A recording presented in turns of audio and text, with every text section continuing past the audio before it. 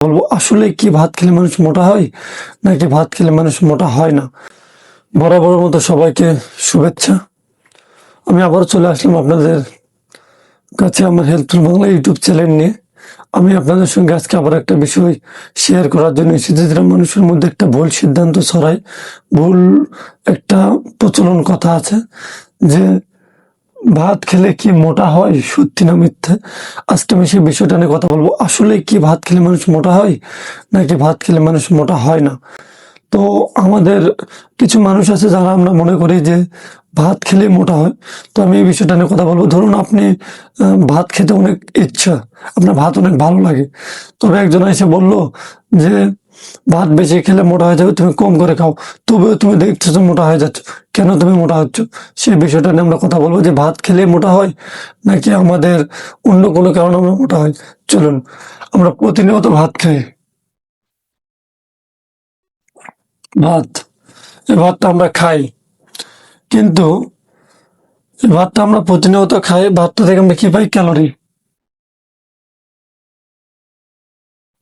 Calorie plus শক্তি। আমরা এখানে calorie আর শক্তি পাই, আর আমরা এখান থেকে কিছু পাই না। কিন্তু আমরা যখন ভাত খেতে বসি, অনেকে আছে ভাত খেতে বসলে 3 প্লেট 4 প্লেট খেয়ে ফেলি।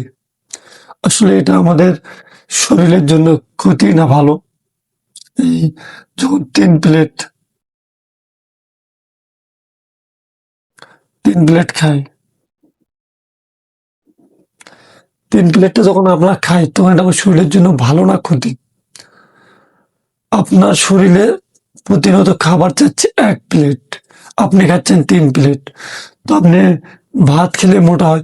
আপনি আপনার কন্ট্রোল করুন, আপনি নিজে কন্ট্রোল করুন।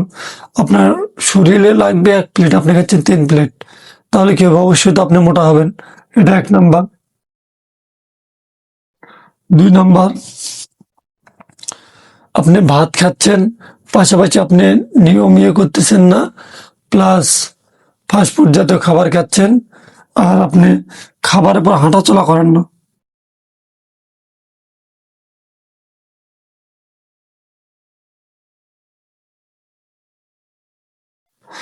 আপনি কোলের মধ্যে খাবারটা খেতে পারলে আবার শুয়ে পড়েন, বসে থাকেন, কিন্তু খাবার খেলে সেই খাবারটা আমাদের হজমের জন্য আমাদের হাঁটাচলা করার প্রয়োজন, সেটা আমরা করি না, এই জন্য আমরা মোটা হই। এরপর আর যে আমি কারণগুলো বের করেছি, 3 নাম্বার, অনেক আছে খাবার খেয়ে খুব দ্রুত ঘুমিয়ে পড়ি।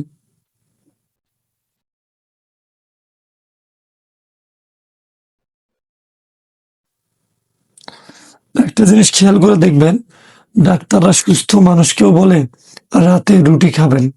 কেন? ভাতটা কেন খেতে বারণ করে? ডায়াবেটিস রোগীদের সেটা আমি বাদ দিলাম, সাধারণ মানুষকেও কেন রাতে রুটি খাইতে বলে?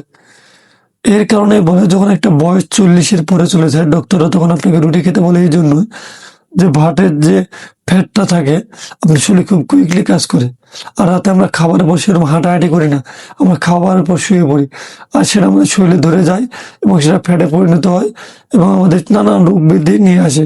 তাই ডাক্তাররা বলে যে আপনাকে প্রতিনিয়ত রাতে রুটি খাওয়ার জন্য। আর মোটা হওয়া, ভাই মোটা হওয়ার বিষয়টা হলো কি, এটা মোটা হওয়ার কিছু না। ভাত খেলে আপনি মোটা হবেন না। আপনি ভাত খান 3 প্লেট, আপনি কায়িক পরিশ্রম করেন, মাঠে পরিশ্রম করেন, দেখবেন আপনার শরীর মোটা হবে না। আপনি ভাত খেলেন, শুয়ে পড়লেন, ইয়ে করলেন, এগুলোর জন্য আমাদের শরীরে এই সমস্যাগুলো হয়। তো আমি বলবো যে আপনি ভাত খাওয়ার যে অভ্যাসটাকে, হ্যাঁ আপনি ভাত খাবেন, প্লাস আপনি পরিশ্রম করবেন। ভাত খাবো, একটু হাঁটাহাঁটি করবেন, নড়াচড়া করবেন। তো বসে বসে খেলে আপনি যে কোনো কিছু খান, মোটা হয়ে যাবেন। তাই বলি, কে কে বেশি ভাত খাওয়ার অভ্যাসটা আছে অবশ্যই জানাবেন। আর আমার ভিডিওটি কেমন লেগেছে অবশ্যই জানাতে ভুলবেন না। ভালো লাগলে অবশ্যই লাইক